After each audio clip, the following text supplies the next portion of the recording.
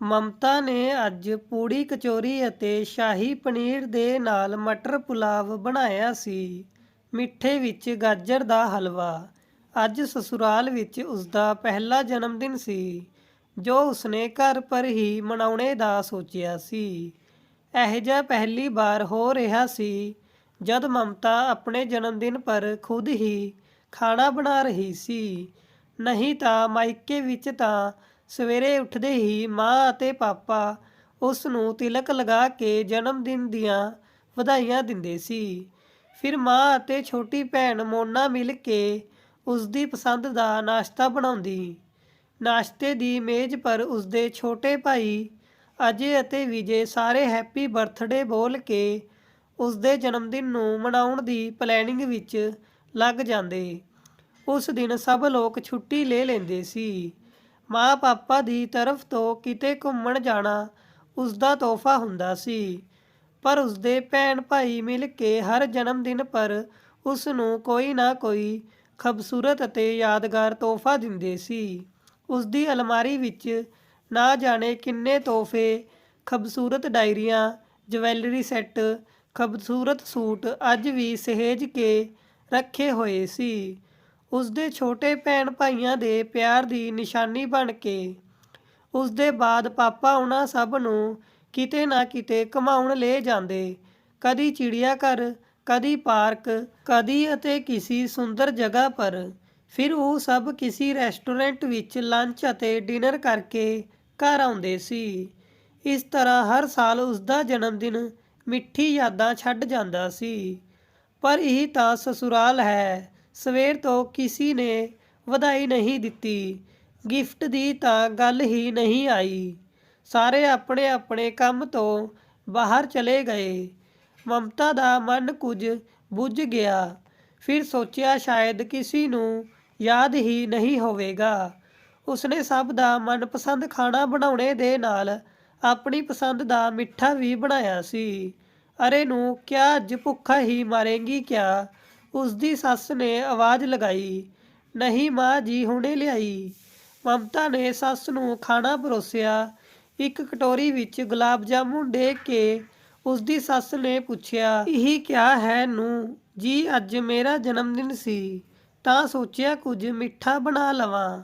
ਨੂੰ ਇੱਥੇ ਤੇਰੇ ਬਾਪ ਦੀ ਤਰ੍ਹਾਂ ਰਿਸ਼ਵਤ ਦੀ ਕਮਾਈ ਨਹੀਂ ਆਉਂਦੀ ਜੋ ਤੂੰ ਰੁਪਏ ਪਾਣੀ ਦੀ ਤਰ੍ਹਾਂ ਬਹਾ ਰਹੀ ਹੈ। ਮੇਰਾ ਪਤੀ ਅਤੇ ਮੇਰਾ ਪੁੱਤ ਦਿਨ ਰਾਤ ਮਿਹਨਤ ਕਰਦੇ ਹਨ, ਉਦੋਂ ਜਾ ਕੇ 2 ਪੈਸੇ ਘਰ ਵਿੱਚ ਆਉਂਦੇ ਹਨ ਅਤੇ ਤੂੰ ਉਹਨਾਂ ਦੀ ਖੂਨ ਪਸੀਨੇ ਦੀ ਕਮਾਈ ਰੋਜ਼ ਪਕਵਾਨ ਬਣਾ ਕੇ ਉਡਾਉਂਦੀ ਹੈ। ਮਮਤਾ ਆਪਣੀ ਸੱਸ ਦਾ ਮੂੰਹ ਦੇਖਦੀ ਰਹਿ ਗਈ। ਉਸਨੇ ਜੋ ਵੀ ਖਾਣੇ ਵਿੱਚ ਬਣਾਇਆ ਸੀ ਉਹ ਇਹਨਾਂ ਲੋਕਾਂ ਦਾ ਰੋਜ਼ ਦਾ ਮੇਨੂ ਸੀ। ਹਾਂ, ਅੱਜ ਉਸਨੇ ਮਿੱਠਾ ਆਪਣੀ ਮਰਜ਼ੀ ਨਾਲ ਬਣਾ ਲਿਆ ਸੀ। ਇਵੇਂ ਕਿਆ ਦੇਖ ਰਹੀ ਹੈ? ਅਰੇ ਆਪਣੇ ਪਤੀ ਦੀ ਕਮਾਈ ਨਾਲ ਕੁਝ ਤਾਂ ਮੋਹ ਰੱਖ। ਇੱਕ ਅਸੀਂ ਸੀ, ਪੂਰੀ ਉਮਰ ਆਪਣੇ ਹੱਥਾਂ ਨਾਲ ਸਭ ਕੰਮ ਕੀਤਾ, ਪਰ ਕਦੀ ਪਕਵਾਨ ਬਣਾ ਕੇ ਐਆਸ਼ੀ ਨਹੀਂ ਕੀਤੀ। ਮਾਂ ਜੀ, ਤੁਹਾਡੇ ਘਰ ਵਿੱਚ ਤਾਂ ਹਮੇਸ਼ਾ ਨੌਕਰਾਣੀ ਲੱਗੀ ਸੀ, ਤਾਂ ਤੁਸੀਂ ਘਰ ਦਾ ਕੰਮ ਕਦ ਕੀਤਾ? ਮੇਰਾ ਵਿਆਹ ਹੁੰਦੇ ਹੀ ਤੁਸੀਂ ਨੌਕਰਾਣੀ ਨੂੰ ਹਟਾ ਦਿੱਤਾ, ਨਹੀਂ ਤਾਂ ਇਸ ਤੋਂ ਪਹਿਲਾਂ ਇਸ ਘਰ ਦਾ ਪੂਰਾ ਕੰਮ ਨੌਕਰਾਣੀ ਦੇ ਹੀ ਜ਼ਿੰਮੇ ਸੀ। ਮਮਤਾ ਨੂੰ ਵੀ ਆਪਣੀ ਸੱਸ ਦੇ ਸਫੇਦ ਝੂਠ ਪਰ ਗੁੱਸਾ ਆ ਗਿਆ। ਮਮਤਾ ਦੀ ਸੱਸ ਉਸਦਾ ਮੂੰਹ ਦੇਖਦੀ ਰਹਿ ਗਈ। ਮਮਤਾ ਵੀ ਬਿਨਾਂ ਕੁਝ ਖਾਏ ਪੀਏ ਆਪਣੇ ਰੂਮ ਵਿੱਚ ਆ ਗਈ। ਇਹ ਮੇਰੀ ਜ਼ਿੰਦਗੀ ਦਾ ਸਭ ਤੋਂ ਬੇਕਾਰ ਜਨਮ ਦਿਨ ਹੈ। ਦੀਪਕ ਆ ਜਾਏ ਤਾਂ ਉਸ ਨੂੰ ਸਭ ਦੱਸੂਗੀ। ਉਸਨੇ ਗੁੱਸੇ ਵਿੱਚ ਟਹਿਲਦੇ ਹੋਏ ਆਪਣੇ ਪਤੀ ਦੇ ਬਾਰੇ ਵਿੱਚ ਸੋਚਿਆ। ਜਦ ਦੀਪਕ ਆਇਆ ਤਾਂ ਬੋਲਿਆ, ਮੈਂ ਅਤੇ ਪਾਪਾ ਕਦ ਤੋਂ ਦਫ਼ਤਰ ਤੋਂ ਆ ਕੇ ਭੁੱਖੇ ਪਿਆਸੇ ਬੈਠੇ ਹਾਂ ਅਤੇ ਤੂੰ ਕਮਰੇ ਵਿੱਚ ਆਰਾਮ ਕਰ ਰਹੀ ਹੈ। ਮਮਤਾ ਬੋਲੀ, ਦੀਪਕ ਤੈਨੂੰ ਕੁਝ ਨਹੀਂ ਪਤਾ। ਅੱਜ ਕਿਆ ਹੋਇਆ? ਅੱਜ ਮੇਰਾ ਜਨਮ ਦਿਨ ਸੀ। ਤੇਰਾ ਜਨਮ ਦਿਨ ਸੀ ਤਾਂ ਇਸਦਾ ਮਤਲਬ ਇਹ ਤਾਂ ਨਹੀਂ ਹੈ ਕਿ ਤੂੰ ਮੇਰੀ ਮਾਂ ਤੋਂ ਕੰਮ ਕਰਵਾਏ। ਮੈਂ ਉਹਨਾਂ ਤੋਂ ਕੋਈ ਕੰਮ ਨਹੀਂ ਕਰਵਾਇਆ, ਸਾਰਾ ਕੰਮ ਖੁਦ ਕੀਤਾ ਹੈ। ਮਮਤਾ ਬੋਲੀ, ਤਾਂ ਫਿਰ ਤਾਨਾ ਕਿਉਂ ਦਿੱਤਾ? ਮੇਰੀ ਮਾਂ ਨੂੰ ਕਿ ਉਹ ਕੁਝ ਨਹੀਂ ਕਰਦੀ ਅਤੇ ਤੇਰੇ ਆਉਣੇ ਪਰ ਉਹਨਾਂ ਨੇ ਨੌਕਰਾਣੀ ਨੂੰ ਹਟਾ ਦਿੱਤਾ। ਦੀਪਕ, ਮੈਂ ਉਹਨਾਂ ਨੂੰ ਤਾਨਾ ਨਹੀਂ ਦਿੱਤਾ ਸੀ, ਸਿਰਫ ਉਹਨਾਂ ਦੀ ਗਲਤ ਗੱਲ ਦਾ ਜਵਾਬ ਦਿੱਤਾ ਸੀ। ਮਮਤਾ ਲਗਭਗ ਰਵਾਸੀ ਹੁੰਦੀ ਹੋਈ ਬੋਲੀ। ਉਹ ਸਮਝ ਨਹੀਂ ਪਾ ਰਹੀ ਸੀ ਕਿ ਉਹ ਦੀਪਕ ਨੂੰ ਕਿਸ ਤਰ੍ਹਾਂ ਨਾਲ ਆਪਣੀ ਗੱਲ ਸਮਝਾਏ। ਕਿਆ ਗਲਤ ਗੱਲ ਕਹੀ ਮੇਰੀ ਮਾਂ ਨੇ? ਮੈਂ ਦਿਨ ਰਾਤ ਇੱਕ ਕਰਕੇ ਕਮਾ ਰਿਹਾ ਹਾਂ ਅਤੇ ਤੂੰ ਫਾਲਤੂ ਵਿੱਚ ਆਪਣੇ ਲਈ ਪਕਵਾਨ ਬਣਾ ਬਣਾ ਕੇ ਮੇਰੀ ਸਾਰੀ ਕਮਾਈ ਉਡਾ ਰਹੀ ਹੈ। ਦੀਪਕ, ਮੈਨੂੰ ਤੁਹਾਡੇ ਤੋਂ ਇਹ ਉਮੀਦ ਨਹੀਂ ਸੀ, ਮਮਤਾ ਨੇ ਹੰਝੂ ਵਹਾਉਂਦੇ ਹੋਏ ਕਿਹਾ। ਮਮਤਾ, ਪਲੀਜ਼ ਹੁਣ ਇਹ ਰੋਣੇ ਧੋਣੇ ਦਾ ਨਾਟਕ ਨਾ ਕਰ। ਚੱਲ ਕੇ ਪਾਪਾ ਨੂੰ ਖਾਣਾ ਪਰੋਸ, ਉਹ ਵਿਚਾਰੇ ਭੁੱਖੇ ਬੈਠੇ ਹਨ। ਨਹੀਂ ਜਾਣਾ, ਮੈਨੂੰ ਪਾਪਾ ਦੀ ਪਤਨੀ ਮੌਜੂਦ ਹੈ, ਉਹ ਉਹਨਾਂ ਨੂੰ ਖਾਣਾ ਖਿਲਾ ਸਕਦੀ ਹੈ। ਮਮਤਾ ਦੀ ਗੱਲ ਵੀ ਪੂਰੀ ਨਹੀਂ ਹੋਈ ਕਿ ਦੀਪਕ ਦੇ ਜ਼ੋਰਦਾਰ ਥੱਪੜ ਨੇ ਉਸਦੀ ਅੱਖਾਂ ਦੇ ਸਾਹਮਣੇ ਹਨੇਰਾ ਕਰ ਦਿੱਤਾ। ਚੁੱਪਚਾਪ ਚੱਲ ਕੇ ਜੋ ਬੋਲਿਆ ਉਹ ਕਰ, ਅਸੀਂ ਇੱਥੇ ਤੇਰੇ ਨਖਰੇ ਦੇਖਣ ਨਹੀਂ ਆਏ ਹਾਂ, ਦੀਪਕ ਗੁੱਸੇ ਵਿੱਚ ਬੋਲਿਆ। ਉਤਰੇ ਹੋਏ ਚਿਹਰੇ ਦੇ ਨਾਲ ਮਮਤਾ ਨੇ ਸਭ ਨੂੰ ਖਾਣਾ ਪਰੋਸਿਆ। ਦੀਪਕ ਨੇ ਆਪਣੀ ਮਾਂ ਨੂੰ ਵੀ ਨਾਲ ਵਿੱਚ ਬਿਠਾ ਕੇ ਖਾਣਾ ਖਿਲਾਇਆ। ਕਿਸੇ ਨੇ ਉਸ ਤੋਂ ਖਾਣੇ ਦੇ ਲਈ ਨਹੀਂ ਪੁੱਛਿਆ ਅਤੇ ਨਾ ਹੀ ਉਸਦੀ ਅੱਖਾਂ ਦੇ ਹੰਝੂਆਂ ਦੇ ਬਾਰੇ ਵਿੱਚ ਸਵਾਲ ਕੀਤਾ। ਸਭ ਆਪਸ ਵਿੱਚ ਹੱਸੀ ਮਜ਼ਾਕ ਅਤੇ ਗੱਲਾਂ ਕਰਦੇ ਹੋਏ ਖਾ ਰਹੇ ਸੀ। ਉਹਨਾਂ ਦੇ ਲਈ ਮਮਤਾ ਦਾ ਹੋਂਦ ਸਿਰਫ ਇੱਕ ਨੌਕਰਾਣੀ ਵਰਗਾ ਸੀ, ਜਾਂ ਉਸ ਤੋਂ ਵੀ ਬੱਤਰ। ਮਮਤਾ ਨੇ ਆਪਣੀ ਸੱਸ ਦੀ ਤਰਫ ਦੇਖਿਆ। ਉਸਦੀ ਸੱਸ ਦੀ ਅੱਖਾਂ ਵਿੱਚ ਜਿੱਤ ਦੀ ਚਮਕ ਸੀ। ਉਸਨੇ ਮਮਤਾ ਦੀ ਤਰਫ ਦੇਖ ਕੇ ਮੂੰਹ ਬਿਚਕਾ ਦਿੱਤਾ। ਰਾਤ ਅੱਧੀ ਬੀਤ ਚੁੱਕੀ ਸੀ। ਅਚਾਨਕ ਮਮਤਾ ਦੀ ਅੱਖ ਖੁੱਲ੍ਹੀ ਤਾਂ ਦੇਖਿਆ ਕਿ ਦੀਪਕ ਹੁਣੇ ਤੱਕ ਰੂਮ ਵਿੱਚ ਨਹੀਂ ਆਇਆ ਹੈ। ਉਸਨੇ ਸ਼ਾਲ ਲਪੇਟੀ ਅਤੇ ਉੱਠ ਕੇ ਬਾਹਰ ਆ ਗਈ। ਦੇਖਿਆ ਤਾਂ ਦੀਪਕ ਆਪਣੀ ਮਾਂ ਅਤੇ ਪਾਪਾ ਦੇ ਕਮਰੇ ਵਿੱਚ ਸੋਇਆ ਹੋਇਆ ਸੀ। ਪਹਿਲਾਂ ਤਾਂ ਉਸਨੇ ਸੋਚਿਆ ਕਿ ਵਾਪਿਸ ਚਲੀ ਜਾਏ, ਪਰ ਉਸਦੀ ਕਦੀ ਇਕੱਲੀ ਸੌਣੇ ਦੀ ਆਦਤ ਨਹੀਂ ਸੀ। ਡਰ ਲੱਗਦਾ ਸੀ। ਉਹ ਦੀਪਕ ਦੇ ਸਿਰਹਾਣੇ ਆ ਕੇ ਹੌਲੀ ਹੌਲੀ ਉਸ ਨੂੰ ਬੁਲਾਉਣ ਲੱਗੀ। ਦੀਪਕ, ਚਲੋ ਆਪਣੇ ਰੂਮ ਵਿੱਚ। ਉਸਦੀ ਸੱਸ ਜਾਗ ਗਈ ਪਰ ਚੁੱਪ ਰਹੀ। ਦੀਪਕ ਨੇ ਅੱਖਾਂ ਖੋਲ੍ਹ ਕੇ ਉਸਦੀ ਤਰਫ ਦੇਖਿਆ ਅਤੇ ਫਿਰ ਅੱਖ ਬੰਦ ਕਰ ਲਈ। ਦੀਪਕ, ਚਲੋ ਨਾ, ਮੈਨੂੰ ਇਕੱਲੇ ਡਰ ਲੱਗਦਾ ਹੈ, ਮੈਨੂੰ ਨਹੀਂ ਜਾਣਾ ਤੇਰੇ ਨਾਲ, ਦੀਪਕ ਨੇ ਗੁੱਸੇ ਨਾਲ ਕਿਹਾ ਅਤੇ ਉਸਦਾ ਹੱਥ ਝਟਕ ਦਿੱਤਾ। ਮਮਤਾ ਨੇ ਜਿਵੇਂ ਹੀ ਦੀਪਕ ਦਾ ਹੱਥ ਦੁਬਾਰਾ ਫੜਿਆ, ਦੀਪਕ ਨੇ ਫਿਰ ਇੱਕ ਜ਼ੋਰਦਾਰ ਥੱਪੜ ਉਸ ਨੂੰ ਮਾਰ ਦਿੱਤਾ। ਉਹ ਗੱਲ ਪਰ ਹੱਥ ਰੱਖੇ ਹੈਰਾਨ ਜਿਹੀ ਹੋ ਗਈ। ਕੁਤੀਆ, ਅੱਧੀ ਰਾਤ ਨੂੰ ਡਰਾਮਾ ਕਰਨ ਆਈ ਹੈ? ਚਲੀ ਜਾ ਇੱਥੇ ਤੋਂ, ਨਹੀਂ ਤਾਂ ਮਾਰ ਮਾਰ ਕੇ ਭੂਤ ਬਣਾ ਦੂੰਗੀ। ਦੀਪਕ ਨੇ ਉਸ ਨੂੰ ਰੂਮ ਤੋਂ ਧੱਕੇ ਦੇ ਕੇ ਕੱਢ ਦਿੱਤਾ। ਮਮਤਾ ਨੇ ਕਿਸੇ ਤਰ੍ਹਾਂ ਰੋਂਦੇ ਹੋਏ ਰਾਤ ਗੁਜ਼ਾਰੀ। ਉਸਦੇ ਸੁਪਨਿਆਂ ਵਿੱਚ ਵੀ ਨਹੀਂ ਸੀ ਕਿ ਕਦੀ ਇਹੋ ਜਿਹਾ ਦਿਨ ਵੀ ਆਏਗਾ। ਸਵੇਰੇ 4 ਵਜੇ ਅੱਖ ਲੱਗੀ ਜਦੀ ਉਸਦੀ ਸੱਸ ਦੀ ਸਖਤ ਆਵਾਜ਼ ਨੇ ਉਸਦੀ ਨੀਂਦ ਤੋੜ ਦਿੱਤੀ। ਉੱਠ ਜਾ ਮਹਾਰਾਣੀ, ਸਾਰਾ ਘਰ ਬਾਸੀ ਪਿਆ ਹੈ ਅਤੇ ਹੀ ਮਹਾਰਾਣੀ ਸੋ ਰਹੀ ਹੈ। ਉਹ ਜਲਦੀ ਨਾਲ ਉੱਠ ਕੇ ਬਾਹਰ ਆਈ। ਜਾ ਪਹਿਲਾਂ ਝਾੜੂ ਲਗਾ ਲੈ ਅਤੇ ਫਿਰ ਭਾਂਡੇ ਮਾਂਜ ਕੇ ਚੌਕਾ ਨਿਪਟਾ, ਅੱਜ ਦੀਪਕ ਨੂੰ ਜਲਦੀ ਜਾਣਾ ਹੈ। ਉਸਦੀ ਸੱਸ ਇਵੇਂ ਬੋਲ ਰਹੀ ਸੀ ਜਿਵੇਂ ਸਭ ਕੁਝ ਨਾਰਮਲ ਹੈ ਅਤੇ ਰਾਤ ਵਿੱਚ ਕੁਝ ਹੋਇਆ ਹੀ ਨਾ ਹੋਵੇ। ਮਮਤਾ ਨੇ ਖਾਣਾ ਬਣਾਇਆ ਅਤੇ ਸੱਸ ਨੇ ਲੈ ਜਾ ਕੇ ਦੀਪਕ ਨੂੰ ਪਰੋਸ ਦਿੱਤਾ। ਦੀਪਕ ਨੇ ਮਮਤਾ ਨਾਲ ਗੱਲ ਹੋਰ ਨਹੀਂ ਕੀਤੀ, ਜਿਵੇਂ ਦੀਪਕ ਨਹੀਂ ਮਮਤਾ ਦੋਸ਼ੀ ਹੋਵੇ। ਹਾਂ, ਉਸਦੇ ਸਸੁਰ ਜ਼ਰੂਰ ਉਸ ਨਾਲ ਠੀਕ ਨਾਲ ਗੱਲ ਕਰ ਰਹੇ ਸੀ। 3 ਦਿਨ ਤੱਕ ਇਵੇਂ ਹੀ ਚੱਲਿਆ। ਉਹ ਸਾਰਾ ਦਿਨ ਕੰਮ ਕਰਦੀ ਅਤੇ ਰਾਤ ਨੂੰ ਇਕੱਲੇ ਸੁੰਨੇ ਕਮਰੇ ਵਿੱਚ ਸੌਣੇ ਦੀ ਕੋਸ਼ਿਸ਼ ਕਰਦੀ। ਦੀਪਕ ਉਸ ਨੂੰ ਦੇਖਦਾ ਵੀ ਨਹੀਂ, ਨਾ ਗੱਲ ਕਰਦਾ। ਤੀਸਰੇ ਦਿਨ ਉਹ ਰੂਮ ਵਿੱਚ ਆਈ ਹੀ ਸੀ ਕਿ ਪਿੱਛੇ ਤੋਂ ਦੀਪਕ ਨੇ ਆ ਕੇ ਉਸਦੀ ਕਮਰ ਵਿੱਚ ਹੱਥ ਪਾ ਲਿਆ। ਉਹ ਕੁਝ ਸਮਝਦੀ ਉਸ ਤੋਂ ਪਹਿਲਾਂ ਹੀ ਦੀਪਕ ਦੇ ਨਾਲ ਬਿਸਤਰ ਵਿੱਚ ਸੀ। ਦੀਪਕ ਮਨਮਾਨੀ ਕਰਕੇ ਸੋ ਚੁੱਕਾ ਸੀ। ਇੱਕ ਸ਼ਬਦ ਅਫਸੋਸ ਦਾ ਨਹੀਂ, ਨਾ ਕੋਈ ਹਮਦਰਦੀ, ਨਾ ਆਪਣੀ ਗਲਤੀ ਦਾ ਅਹਿਸਾਸ, ਨਾ ਹੀ ਮਾਫ਼ੀ ਦੀ ਕੋਈ ਗੱਲ। ਮਮਤਾ ਫਿਰ ਵੀ ਸੰਤੁਸ਼ਟ ਸੀ। ਘੱਟ ਤੋਂ ਘੱਟ ਦੀਪਕ ਤਾਂ ਉਸਦੇ ਕੋਲ ਆਇਆ ਸੀ। ਦੂਸਰੇ ਦਿਨ ਸਵੇਰੇ ਦੋਨਾਂ ਨੂੰ ਉੱਠਣੇ ਵਿੱਚ ਦੇਰ ਹੋ ਗਈ। ਨੀਚੇ ਆਈ ਤਾਂ ਸਸੁਰ ਜੀ ਬੜਬੜਾ ਰਹੇ ਸੀ, ਸਵੇਰ ਦੀ ਚਾਹ ਵੀ ਟਾਈਮ ਨਾਲ ਨਸੀਬ ਨਹੀਂ ਹੈ। ਮਮਤਾ ਹੜਬੜਾਉਂਦੀ ਹੋਈ ਰਸੋਈ ਵਿੱਚ ਆਈ ਤਾਂ ਸਸੁਰ ਜੀ ਬੋਲੇ, ਨੂੰ ਕਹੋ ਤਾਂ ਤੈਨੂੰ ਬਿਸਤਰ ਪਰ ਹੀ ਬੈੱਡ ਟੀ ਪਹੁੰਚਾ ਦਿਆ ਕਰਾਂ। ਉਹ ਆਪਣੇ ਲਈ ਚਾਹ ਬਣਾ ਚੁੱਕੇ ਸੀ। ਕੈਸੀ ਗੱਲਾਂ ਕਰਦੇ ਹੋ ਪਾਪਾ, ਮੇਰੇ ਹੁੰਦੇ ਹੋਏ ਤੁਸੀਂ ਕਿਉਂ ਚਾਹ ਬਣਾਈ? ਉਸਨੇ ਜਲਦੀ ਨਾਲ ਚਾਹ ਛਾਣ ਕੇ ਉਹਨਾਂ ਨੂੰ ਕੱਪ ਫੜਾਇਆ ਅਤੇ ਦੂਸਰਾ ਕੱਪ ਸੱਸ ਦੇ ਕੋਲ ਲੈ ਗਈ ਤਾਂ ਉਹ ਬੁੱਲ੍ਹ ਟੇਢੇ ਕਰਕੇ ਬੋਲੀ, ਇਹ ਲੱਛਣ ਹਨ ਤੇਰੇ, ਸਵੇਰੇ 8 ਵਜੇ ਉੱਠਣਾ। ਮਮਤਾ ਦੀ ਨਿਗਾਹ ਤੁਰੰਤ ਹੀ ਘੜੀ ਦੀ ਤਰਫ ਉੱਠ ਗਈ, ਜਿੱਥੇ 6:30 ਦਾ ਟਾਈਮ ਹੋ ਰਿਹਾ ਸੀ। ਪਰ ਕੋਈ ਜਵਾਬ ਦੇਣੇ ਦੀ ਬਜਾਏ ਚੁੱਪ ਰਹਿਣਾ ਹੀ ਠੀਕ ਸਮਝਿਆ, ਕਿਉਂਕਿ ਸੱਸ ਨੂੰ ਜਵਾਬ ਦੇਣੇ ਦਾ ਮਜ਼ਾ ਉਹ ਚੱਖ ਚੁੱਕੀ ਸੀ। ਦੀਪਕ ਬਿਨਾਂ ਉਸ ਪਰ ਧਿਆਨ ਦਿੱਤੇ ਰੈਡੀ ਹੋ ਕੇ ਨਾਸ਼ਤੇ ਦੀ ਟੇਬਲ ਪਰ ਸੀ।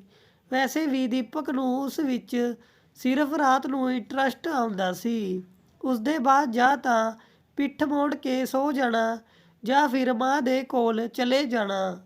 ਉਸ ਨੂੰ ਮਮਤਾ ਦੇ ਸੁੱਖ ਦੁੱਖ, ਪਸੰਦ ਨਾਪਸੰਦ ਕਿਸੇ ਚੀਜ਼ ਨਾਲ ਕੋਈ ਮਤਲਬ ਨਹੀਂ ਸੀ। ਮਤਲਬ ਸੀ ਤਾਂ ਸਮੇਂ ਨਾਲ ਖਾਣਾ ਮਿਲੇ, ਧੋਤੇ ਧਵਾਏ ਕੱਪੜੇ ਪ੍ਰੈਸ ਕੀਤੇ ਹੋਏ ਮਿਲ ਜਾਣ। ਬਾਕੀ ਉਸਦੇ ਖਾਣੇ ਪੀਣੇ, ਆਰਾਮ ਜਾਂ ਕਿਸੇ ਜ਼ਰੂਰਤ ਦੀ ਕੋਈ ਚਿੰਤਾ ਨਾ ਦੀਪਕ ਨੂੰ ਨਾ ਉਸਦੇ ਪਰਿਵਾਰ ਦੇ ਕਿਸੇ ਮੈਂਬਰ ਨੂੰ ਸੀ। ਪਰ ਉਹ ਸਭ ਇਹ ਜ਼ਰੂਰ ਚਾਹੁੰਦੇ ਸੀ ਕਿ ਮਮਤਾ ਉਹਨਾਂ ਦੀ ਹਰ ਜ਼ਰੂਰਤ ਫੌਰਨ ਪੂਰੀ ਕਰੇ। ਉਹਨਾਂ ਦੇ ਆਰਡਰ ਕਰਦੇ ਹੀ ਕਿਸੇ ਹੁਕਮ ਦੇ ਗੁਲਾਮ ਦੀ ਤਰ੍ਹਾਂ ਸਿਰ ਝੁਕਾਏ ਹਾਜ਼ਰ ਰਹੇ। ਮਮਤਾ ਪੂਰੀ ਕੋਸ਼ਿਸ਼ ਕਰਦੀ ਸੀ ਕਿ ਉਹਨਾਂ ਲੋਕਾਂ ਨੂੰ ਕੋਈ ਸ਼ਿਕਾਇਤ ਦਾ ਮੌਕਾ ਨਾ ਦੇ, ਪਰ ਉਹਨਾਂ ਨੂੰ ਕੁਝ ਨਾ ਕੁਝ ਜ਼ਰੂਰ ਮਿਲ ਜਾਂਦਾ ਸੀ ਉਸ ਨੂੰ ਠੇਸ ਪਹੁੰਚਾਉਣੇ ਦੇ ਲਈ। ਉਹ ਪੜ੍ਹੀ ਲਿਖੀ ਸ਼ਹਿਰ ਦੀ ਕੁੜੀ ਸੀ। ਚੰਗਾ ਘਰ-ਬਾਰ ਦੇਖ ਕੇ ਮਾਤਾ ਪਿਤਾ ਨੇ ਪਿੰਡ ਵਿੱਚ ਵਿਆਹ ਕਰ ਦਿੱਤਾ ਸੀ। ਉਹਨਾਂ ਨੇ ਬਹੁਤ ਕੁਝ ਦਿੱਤਾ ਸੀ। ਸਸੁਰਾਲ ਵਾਲਿਆਂ ਦੀ ਅੱਖਾਂ ਫਟੀ ਦੀ ਫਟੀ ਰਹਿ ਗਈ ਸੀ। ਪਰ ਕੁਝ ਹੀ ਸਮੇਂ ਤੱਕ ਹੁਣ ਉਸਦੇ ਲਾਲਚੀ ਸੱਸ ਸਹੁਰੇ ਨੇ ਸੋਨੇ ਦੇ ਅੰਡੇ ਦੇਣੇ ਵਾਲੀ ਮੁਰਗੀ ਨੂੰ ਹਲਾਲ ਕਰਨੇ ਦੀ ਸੋਚੀ ਸੀ। ਹਾਂ, ਉਹ ਆਪਣੇ ਸਸੁਰ ਨੂੰ ਸਿੱਧਾ ਸਮਝਦੀ ਸੀ, ਪਰ ਹੁਣ ਉਸ ਨੂੰ ਪਤਾ ਚੱਲਿਆ ਕਿ ਇੱਥੇ ਸਭ ਇੱਕ ਹੀ ਥਾਲੀ ਦੇ ਚੱਟੇ ਬੱਟੇ ਹਨ। ਉਹ ਸਭ ਉਸ ਨੂੰ ਇੰਨਾ ਜ਼ਿਆਦਾ ਪਰੇਸ਼ਾਨ ਕਰਨ ਲੱਗੇ ਜੋ ਉਸਦੀ ਸਹਿਣ ਸ਼ਕਤੀ ਦੀ ਸੀਮਾ ਤੋਂ ਵੀ ਪਰੇ ਸੀ। ਉਹ ਚਾਹ ਲੈ ਕੇ ਸਸੁਰ ਦੇ ਕੋਲ ਪਹੁੰਚੀ ਤਾਂ ਉਹਨਾਂ ਨੇ ਝਟਪਟ ਫੋਨ ਕੱਟ ਕਰ ਦਿੱਤਾ, ਕੱਪ ਫੜ ਲਿਆ ਅਤੇ ਬੋਲੇ ਕਿ ਨੂੰ ਤੇਰੇ ਮਾਸੜ ਦਾ ਫੋਨ ਆਇਆ ਸੀ। ਮੈਨੂੰ ਅਤੇ ਤੇਰੀ ਮਾਂ ਨੂੰ ਬਹੁਤ ਬੁਲਾ ਰਹੇ ਹਨ, ਚਲੇ ਜਾਈਏ ਅਸੀਂ ਲੋਕ। ਉਸਦੀ ਸੱਸ ਨੇ ਅਜੀਬ ਜਿਹੇ ਅੰਦਾਜ਼ ਵਿੱਚ ਪੁੱਛਿਆ। ਮਾਂ ਜੀ, ਜਦ ਮਾਸੜ ਜੀ ਨੇ ਤੁਸੀਂ ਲੋਕਾਂ ਨੂੰ ਬੁਲਾਇਆ ਹੈ ਤਾਂ ਮੈਂ ਕਿਉਂ ਰੋਕੂੰਗੀ? ਮਮਤਾ ਨੇ ਕੁਝ ਨਾ ਸਮਝਦੇ ਹੋਏ ਜਵਾਬ ਦਿੱਤਾ। ਉਸਦੇ ਵਿਆਹ ਦੇ ਬਾਅਦ ਉਸਦੇ ਨਾਨਕੇ ਘਰ ਵਿੱਚ ਉਸਦੀ ਅਤੇ ਦੀਪਕ ਦੀ ਦਾਵਤ ਹੋਣੀ ਚਾਹੀਦੀ, ਪਰ ਮਾਸੜ ਨੇ ਉਸਦੇ ਸੱਸ ਸਹੁਰੇ ਨੂੰ ਬੁਲਾਇਆ ਅਤੇ ਉਸ ਨਾਲ ਗੱਲ ਤੱਕ ਨਹੀਂ ਕੀਤੀ। ਮਮਤਾ ਦਾ ਮੋਬਾਈਲ ਦੀਪਕ ਨੇ ਬਹਾਨੇ ਨਾਲ ਲੈ ਲਿਆ ਸੀ ਅਤੇ ਫਿਰ ਇਹ ਕਹਿ ਕੇ ਵਾਪਿਸ ਹੀ ਨਹੀਂ ਕੀਤਾ ਕਿ ਘਰ ਵਿੱਚ ਮੋਬਾਈਲ ਦੀ ਕਿਆ ਜ਼ਰੂਰਤ, ਜਦ ਤੈਨੂੰ ਗੱਲ ਕਰਨੀ ਹੋਵੇ ਤਾਂ ਪਾਪਾ ਦੇ ਮੋਬਾਈਲ ਨਾਲ ਕਰ ਲੈਣਾ। ਉਸਨੇ ਆਪਣੇ ਸਸੁਰ ਨੂੰ ਇਹ ਗੱਲ ਕਹੀ ਤਾਂ ਉਹਨਾਂ ਨੇ ਵੀ ਦੀਪਕ ਦੀ ਗੱਲਾਂ ਤੋਂ ਸਹਿਮਤੀ ਜਤਾਈ। ਉਦੋਂ ਤਾਂ ਮਮਤਾ ਦੇ ਕੋਲ ਮੋਬਾਈਲ ਵੀ ਨਹੀਂ ਸੀ। ਕਦੀ ਮੰਮੀ ਪਾਪਾ ਦਾ ਫੋਨ ਆਉਂਦਾ ਤਾਂ ਸੱਸ ਸਸੁਰ ਆਪਣੇ ਸਾਹਮਣੇ ਗੱਲ ਕਰਵਾਉਂਦੇ ਅਤੇ ਉਸਦੇ ਮਾਸੀ ਮਾਸੜ ਨਾਲ ਤਾਂ ਗੱਲ ਵੀ ਨਹੀਂ ਕਰਵਾਈ। ਉਸਨੇ ਆਪਣੇ ਮਨ ਦੀ ਗੱਲ ਦੀਪਕ ਨੂੰ ਕਹੀ ਵੀ ਤਾਂ ਦੀਪਕ ਨੇ ਜਵਾਬ ਦਿੱਤਾ ਕਿ ਦੇਖੋ ਮਮਤਾ, ਮੇਰੇ ਕੋਲ ਵੈਸੇ ਵੀ ਟਾਈਮ ਨਹੀਂ ਹੈ। ਹਾਂ, ਮਾਂ ਨੂੰ ਬੋਲ ਦੂੰਗਾ, ਮਮਤਾ ਵੀ ਜਾਣਾ ਚਾਹੁੰਦੀ ਹੈ। ਫਿਰ ਉਸ ਨੂੰ ਆਪਣੇ ਕੋਲ ਖਿੱਚ ਲਿਆ। ਇਸ ਦੇ ਬਾਅਦ ਕੋਈ ਗੱਲ ਨਹੀਂ ਹੋ ਪਾਈ। ਦੂਸਰੇ ਦਿਨ ਸਵੇਰੇ ਸਵੇਰੇ ਦੀਪਕ ਤਿਆਰ ਹੋ ਕੇ ਨਿਕਲ ਗਿਆ। ਮਮਤਾ ਕਿਚਨ ਵਿੱਚ ਬਿਜੀ ਸੀ। ਉਸਦੇ ਸੱਸ ਸਸੁਰ ਨੇ ਦੀਪਕ ਨਾਲ ਕਿਆ ਗੱਲਬਾਤ ਕੀਤੀ, ਉਹ ਕੁਝ ਸੁਣ ਨਹੀਂ ਪਾਈ। ਉਸਦੀ ਸੱਸ ਖਾ ਪੀ ਕੇ ਤਿਆਰ ਹੋ ਗਈ ਅਤੇ ਇੱਕ ਵਾਰ ਵੀ ਮਮਤਾ ਨੂੰ ਨਹੀਂ ਕਿਹਾ ਕਿ ਤੂੰ ਵੀ ਚੱਲ ਕਿਸੀ ਆਪਣੇ ਨਾਲ ਮਿਲ ਕੇ ਚੰਗਾ ਲੱਗੇਗਾ। ਜਦ ਤੋਂ ਵਿਆਹ ਹੋਇਆ ਹੈ ਉਦੋਂ ਤੋਂ ਕਿਸੀ ਨਾਲ ਨਹੀਂ ਮਿਲੀ। ਸੱਸ ਸਸੁਰ ਨੇ ਜਾਣੇ ਤੋਂ ਪਹਿਲਾਂ ਉਸ ਨੂੰ ਸਮਝਾਇਆ, ਦੇਖੋ ਨੂੰ ਇਹ ਪਿੰਡ ਹੈ, ਇੱਥੇ ਦੇ ਲੋਕ ਦੂਸਰਿਆਂ ਦੇ ਘਰਾਂ ਦੀ ਬਹੁਤ ਪੰਚਾਇਤ ਲਗਾਉਂਦੇ ਹਨ। ਤੂੰ ਸ਼ਹਿਰ ਦੀ ਹੈ, ਹੁਣੇ ਕੁਝ ਨਹੀਂ ਜਾਣਦੀ, ਇਸ ਲਈ ਅਸੀਂ ਬਾਹਰ ਤੋਂ ਤਾਲਾ ਲਗਾ ਕੇ ਜਾ ਰਹੇ ਹਾਂ ਅਤੇ ਚਾਬੀ ਦੀਪਕ ਨੂੰ ਦਿੰਦੇ ਹੋਏ ਜਾਵਾਂਗੇ। ਉਹ ਸ਼ਾਮ ਨੂੰ ਆ ਕੇ ਖੋਲ੍ਹ ਲੇਗਾ। ਉਹ ਚੁੱਪ ਰਹੀ। ਵੈਸੇ ਵੀ ਇੱਥੇ ਕਿਸੇ ਨੂੰ ਜਾਣਦੀ ਵੀ ਨਹੀਂ ਸੀ। ਉਸਦੀ ਸੱਸ ਉਸ ਨੂੰ ਕਿਸੇ ਨਾਲ ਮਿਲਣੇ ਜਾਂ ਬੋਲਣੇ ਤੋਂ ਰੋਕਦੀ ਸੀ। ਸੱਸ ਸਸੁਰ ਦੇ ਜਾਣੇ ਦੇ ਬਾਅਦ ਉਸਨੇ ਘਰ ਦੀ ਸਫਾਈ ਦਾ ਸਾਰਾ ਕੰਮ ਨਿਪਟਾਇਆ ਅਤੇ ਚੰਗੇ ਨਾਲ ਨਹਾ ਧੋ ਕੇ ਤਿਆਰ ਹੋ ਗਈ। ਅੱਜ ਪਹਿਲੀ ਵਾਰ ਸੱਸ ਘਰ ਤੋਂ ਬਾਹਰ ਸੀ ਅਤੇ ਮਮਤਾ ਇਕੱਲੀ। ਉਸਨੇ ਸੋਚਿਆ ਅੱਜ ਦੀਪਕ ਦੇ ਨਾਲ ਖੁੱਲ੍ਹ ਕੇ ਟਾਈਮ ਬਿਤਾਏਗੀ, ਕੋਈ ਉਸ ਨੂੰ ਟੋਕਣੇ ਵਾਲਾ ਨਹੀਂ ਹੋਵੇਗਾ। ਉਸ ਨੂੰ ਉਮੀਦ ਸੀ ਦੀਪਕ ਵੀ ਦਫ਼ਤਰ ਦੇ ਕੰਮ ਨਿਪਟਾ ਕੇ ਜਲਦੀ ਹੀ ਘਰ ਆ ਜਾਵੇਗਾ। ਆਖਿਰ ਉਸਦੀ ਪਤਨੀ ਤਾਲੇ ਵਿੱਚ ਜੋ ਬੰਦ ਸੀ। ਸਵੇਰ ਤੋਂ ਸ਼ਾਮ ਹੋਈ, ਸ਼ਾਮ ਤੋਂ ਰਾਤ, ਪਰ ਦੀਪਕ ਦਾ ਕਿਤੇ ਪਤਾ ਨਹੀਂ ਸੀ। ਉਸ ਵਕਤ ਲਾਈਟ ਵੀ ਚਲੀ ਗਈ। ਪਿੰਡਾਂ ਦੇ ਘਰਾਂ ਵਿੱਚ ਹੁਣੇ ਹੀ ਦਿੱਕਤ ਸੀ। ਕਿਸੇ ਤਰ੍ਹਾਂ ਮਮਤਾ ਨੇ ਲੈਂਪ ਜਲਾਇਆ ਅਤੇ ਕੰਬਦੀ ਹੋਈ ਇੱਕ ਜਗ੍ਹਾ ਬੈਠ ਗਈ। ਸਵੇਰ ਤੋਂ ਹੁਣ ਤੱਕ ਕਈ ਲੋਕ ਆ ਚੁੱਕੇ ਸੀ, ਪਰ ਤਾਲਾ ਬੰਦ ਦੇਖ ਕੇ ਵਾਪਿਸ ਚਲੇ ਜਾਂਦੇ। ਕਾਸ਼ ਤਾਲਾ ਨਾ ਬੰਦ ਹੁੰਦਾ ਤਾਂ ਘੱਟ ਤੋਂ ਘੱਟ ਕਿਸੇ ਨੂੰ ਬਿਠਾ ਲੈਂਦੀ। ਘੱਟ ਤੋਂ ਘੱਟ ਇੰਨਾ ਡਰ ਤਾਂ ਨਾ ਲੱਗਦਾ। ਰਾਤ 9 ਵਜੇ ਦੀਪਕ ਵਾਪਿਸ ਆਇਆ। ਖਾਣਾ ਖਾ ਕੇ ਸੋ ਗਿਆ। ਨਾ ਤਾਂ ਉਸਨੇ ਮਮਤਾ ਤੋਂ ਕੋਈ ਹਾਲ ਚਾਲ ਪੁੱਛਿਆ ਅਤੇ ਨਾ ਹੀ ਉਸ ਨਾਲ ਕੋਈ ਦਿਲ ਦੀ ਗੱਲ ਕੀਤੀ। ਦੂਸਰੇ ਦਿਨ ਦੀਪਕ ਤਿਆਰ ਹੋ ਕੇ ਜਾਣ ਲੱਗਾ ਤਾਂ ਉਸਨੇ ਤਾਲਾ ਲਗਾਉਣੇ ਤੋਂ ਮਨਾ ਕੀਤਾ, ਪਰ ਦੀਪਕ ਨੇ ਕਿਹਾ ਅੱਜ ਤਾਂ ਮੰਮੀ ਪਾਪਾ ਆ ਹੀ ਜਾਣਗੇ ਅਤੇ ਤਾਲਾ ਲਗਾ ਕੇ ਚਲਾ ਗਿਆ। ਮਮਤਾ ਨੂੰ ਗੁੱਸਾ ਆ ਗਿਆ, ਪਰ ਉਹ ਕਰ ਵੀ ਕਿਆ ਸਕਦੀ ਸੀ। ਸ਼ਾਮ ਨੂੰ ਦੀਪਕ ਦੇ ਨਾਲ ਸੱਸ ਸਸੁਰ ਵੀ ਆ ਗਏ। ਉਸਦੀ ਸੱਸ ਨੇ ਦੱਸਿਆ ਕਿ ਨੂੰ ਤੇਰੇ ਮਾਸੜ ਕਹਿ ਰਹੇ ਸੀ ਕਿ ਤੂੰ ਬਹੁਤ ਘਮੰਡੀ ਅਤੇ ਬੇਵਕੂਫ ਕੁੜੀ ਹੈ। ਮਾਂ ਜੀ, ਮੇਰੇ ਮਾਸੜ ਇਹੋ ਜਿਹਾ ਕਿਵੇਂ ਕਹਿ ਸਕਦੇ ਹਨ? ਕੱਲ੍ਹ ਤੱਕ ਤਾਂ ਅਸੀਂ ਭਰਾ ਭੈਣਾਂ ਦੀ ਤਾਰੀਫ ਕਰਦੇ ਸੀ ਅਤੇ ਅੱਜ ਮੇਰੀ ਸੱਸ ਨੂੰ ਹੀ ਮੇਰੀ ਬੁਰਾਈ ਕਰਨ ਲੱਗੇ। ਮੈਂ ਮਾਸੜ ਜੀ ਤੋਂ ਪੁੱਛੂੰਗੀ ਜ਼ਰੂਰ। ਅਰੇ ਨਹੀਂ ਨੂੰ, ਉਹਨਾਂ ਤੋਂ ਨਾ ਪੁੱਛਣਾ, ਨਹੀਂ ਤਾਂ ਉਹ ਹੀ ਸੋਚਣਗੇ ਕਿ ਅਸੀਂ ਤੈਨੂੰ ਉਹਨਾਂ ਦੀ ਚੁਗਲੀ ਕਰੀ ਹੈ। ਉਸਦੀ ਸੱਸ ਜਲਦੀ ਨਾਲ ਬੋਲੀ। ਅੱਜ ਮਮਤਾ ਦਾ ਵਰਤ ਸੀ। ਸਵੇਰੇ ਸਵੇਰੇ ਸਭ ਨੂੰ ਚਾਹ ਨਾਸ਼ਤਾ ਕਰਾ ਕੇ ਸਸੁਰ ਅਤੇ ਦੀਪਕ ਨੂੰ ਦਫ਼ਤਰ ਭੇਜ ਕੇ ਮਮਤਾ ਨੇ ਘਰ ਦਾ ਕੰਮ ਨਿਪਟਾਇਆ ਅਤੇ ਉੱਪਰ ਆਪਣੇ ਰੂਮ ਵਿੱਚ ਜਾ ਕੇ ਗੀਤਾ ਦਾ ਪਾਠ ਕਰਨ ਲੱਗੀ। ਵਰਤ ਵੀ ਸੀ ਅਤੇ ਸਸੁਰਾਲ ਦੇ ਕਸ਼ਟਾਂ ਤੋਂ ਘਬਰਾ ਕੇ ਹੁਣ ਉਹ ਭਗਵਾਨ ਤੋਂ ਆਪਣੀ ਸਮੱਸਿਆਵਾਂ ਦਾ ਹੱਲ ਪਾਉਣਾ ਚਾਹੁੰਦੀ ਸੀ। ਪਰ ਸਸੁਰਾਲ ਤਾਂ ਸਸੁਰਾਲ ਹੁੰਦਾ ਹੈ ਨਾ। ਮਮਤਾ ਨੂੰ ਕੁਝ ਆਵਾਜ਼ਾਂ ਸੁਣਾਈ ਦਿੱਤੀ, ਪਰ ਗੀਤਾ ਦਾ ਪਾਠ ਕਰਦੇ ਹੋਏ ਉਸ ਨੂੰ ਕੁਝ ਸੁਣਾਈ ਨਹੀਂ ਦਿੱਤਾ। ਥੋੜ੍ਹੀ ਦੇਰ ਬਾਅਦ ਉਹ ਨੀਚੇ ਆਈ ਤਾਂ ਉਸਦੇ ਸੱਸ ਸਸੁਰ ਦਾ ਮੂੰਹ ਫੁੱਲ ਗਿਆ ਸੀ। ਵਜ੍ਹਾ ਕਿਆ ਸੀ ਇਹ ਪੁੱਛਣੇ ਦੀ ਮਮਤਾ ਦੀ ਹਿੰਮਤ ਨਹੀਂ ਹੋਈ। ਇੱਕ ਤਾਂ ਸਵੇਰ ਤੋਂ ਬਿਨਾਂ ਖਾਏ ਪੀਏ ਕੰਮ ਵਿੱਚ ਲੱਗੀ ਹੋਈ ਸੀ, ਦੂਸਰੀ ਉਸ ਨੂੰ ਅੱਜ ਕੱਲ੍ਹ ਬਹੁਤ ਕਮਜ਼ੋਰੀ ਫੀਲ ਹੁੰਦੀ ਸੀ। ਮਨ ਕਰਦਾ ਸੀ ਕੁਝ ਨਾ ਕਰੇ, ਬਸ ਲੇਟੀ ਰਹੇ, ਪਰ ਇੱਥੇ ਐਸਾ ਸੰਭਵ ਕਿੱਥੇ ਸੀ। ਸਾਰੇ ਕੰਮ ਨਿਪਟਾਣੇ ਦੇ ਬਾਅਦ ਕਿਆ ਗਲਤੀ ਹੋ ਗਈ, ਹੁਣ ਇਹਨਾਂ ਦੋਨਾਂ ਨੂੰ ਕਿਆ ਹੋਇਆ, ਪੁੱਛਣੇ ਦੀ ਹਿੰਮਤ ਨਹੀਂ ਹੋਈ। ਸ਼ਾਮ ਨੂੰ ਦੀਪਕ ਦੇ ਆਉਂਦੇ ਹੀ ਸੱਸ ਸਸੁਰ ਨੇ ਬੇਟੇ ਨੂੰ ਸ਼ਿਕਾਇਤ ਕਰ ਦਿੱਤੀ ਕਿ ਮਮਤਾ ਦਿਨ ਭਰ ਉੱਪਰ ਕਮਰੇ ਵਿੱਚ ਆਰਾਮ ਕਰਦੀ ਰਹੀ ਅਤੇ ਉਹਨਾਂ ਲੋਕਾਂ ਨੂੰ ਖਾਣਾ ਨਹੀਂ ਦਿੱਤਾ। ਬਸ ਇੰਨਾ ਸੁਣਦੇ ਹੀ ਦੀਪਕ ਦਾ ਪਾਰਾ ਹਾਈ ਹੋ ਗਿਆ। ਮਮਤਾ ਨੇ ਖਾਣਾ ਪਰੋਸਿਆ ਤਾਂ ਕਿਸੇ ਨੇ ਨਹੀਂ ਖਾਇਆ। ਦੀਪਕ ਨੇ ਭਾਂਡੇ ਵਾਪਿਸ ਕਿਚਨ ਵਿੱਚ ਰੱਖੇ ਅਤੇ ਬਾਈਕ ਚੁੱਕ ਕੇ ਬਾਜ਼ਾਰ ਚਲਾ ਗਿਆ ਖਾਣਾ ਲਿਆਉਣ। ਉਸਦੇ ਬਾਅਦ 3 ਲੋਕ ਆਰਾਮ ਨਾਲ ਹੋਟਲ ਦੇ ਖਾਣੇ ਦਾ ਮਜ਼ਾ ਲੈ ਰਹੇ ਸੀ ਅਤੇ ਮਮਤਾ ਵਰਤ ਦੇ ਬਾਅਦ ਵੀ ਬਿਨਾਂ ਕੁਝ ਖਾਏ ਇਕੱਲੇ ਹੰਝੂ ਵਹਾ ਰਹੀ ਸੀ। ਦੂਸਰੇ ਦਿਨ ਉਸਦੇ ਸੱਸ ਸਸੁਰ ਨੇ ਉਸਦੇ ਪਾਪਾ ਨੂੰ ਫੋਨ ਕਰਕੇ ਉਸਦੀ ਖੂਬ ਸ਼ਿਕਾਇਤ ਕੀਤੀ ਅਤੇ ਪਾਪਾ ਦੇ ਕਹਿਣੇ ਪਰ ਵੀ ਉਸ ਨਾਲ ਪਾਪਾ ਦੀ ਗੱਲ ਨਹੀਂ ਕਰਵਾਈ। ਉਹ ਬਸ ਰੋਂਦੀ ਹੀ ਰਹੀ। ਉਸ ਨੂੰ ਨਾ ਕੋਈ ਸੰਭਾਲਣੇ ਵਾਲਾ ਸੀ, ਨਾ ਕੋਈ ਖਾਣਾ ਪੁੱਛਣੇ ਵਾਲਾ। ਦੀਪਕ ਆਪਣੀ ਮਾਂ ਦੇ ਕੋਲ ਫਿਰ ਤੋਂ ਸੌਣ ਲੱਗਾ ਅਤੇ ਉਹ ਫਿਰ ਤੋਂ ਉਸ ਘਰ ਵਿੱਚ ਇਕੱਲੀ ਹੋ ਗਈ। 3 ਦਿਨ ਬਾਅਦ ਉਸਦੀ ਨਣਦ ਆਈ ਆਪਣੇ ਬੱਚਿਆਂ ਨੂੰ ਲੈ ਕੇ।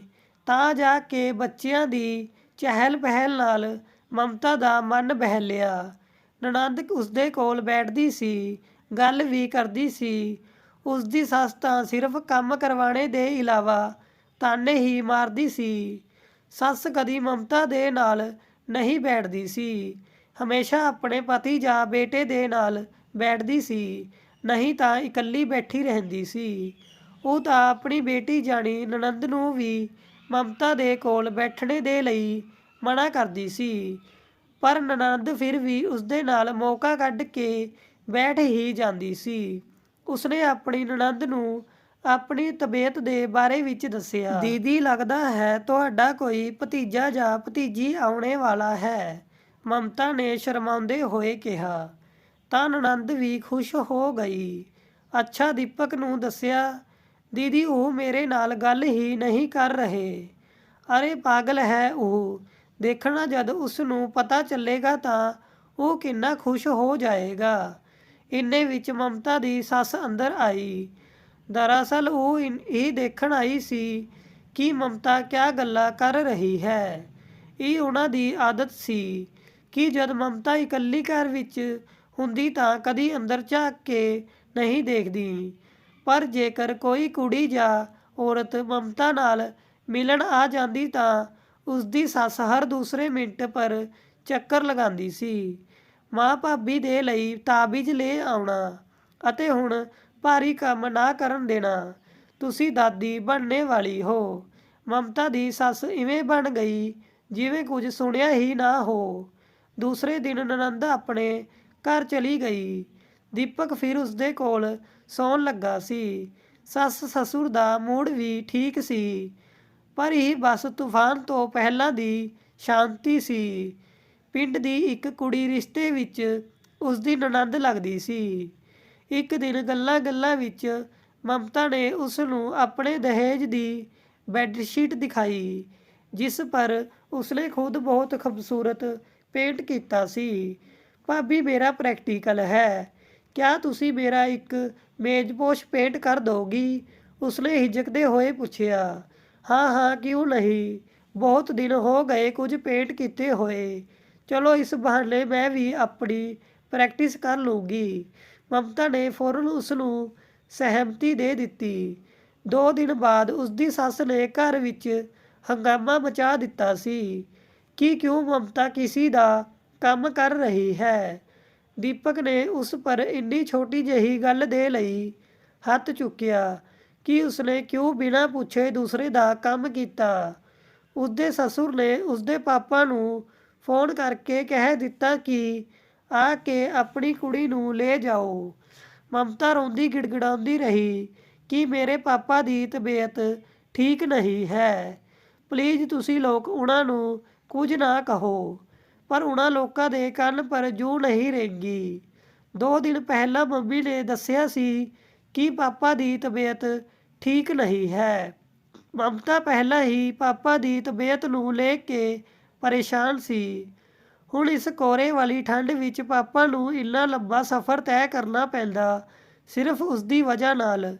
ਉਸਨੇ 1000 ਮਿੰਨਤਾਂ ਕਰ ਦਿੱਤੀ ਸਸੁਰ ਨੂੰ ਅਤੇ ਦੀਪਕ ਨੂੰ ਕਿ ਪਾਪਾ ਨੂੰ ਆਣੇ ਦੇ ਲਈ ਮਨਾ ਕਰ ਦੇਣ, ਪਰ ਸਸੁਰ ਅਤੇ ਦੀਪਕ ਦੋਨਾਂ ਨੇ ਆਪਣੇ ਮੋਬਾਈਲ ਸਵਿੱਚ ਆਫ ਕਰਕੇ ਅਲਮਾਰੀ ਵਿੱਚ ਲਾਕ ਕਰ ਦਿੱਤੇ। ਮਮਤਾ ਬਿਨ ਪਾਣੀ ਦੀ ਤਰ੍ਹਾਂ ਛਟਪਟਾਉਂਦੀ ਰਹੀ, ਪਰ ਉਹ ਕਰ ਵੀ ਕਿਆ ਸਕਦੀ ਸੀ।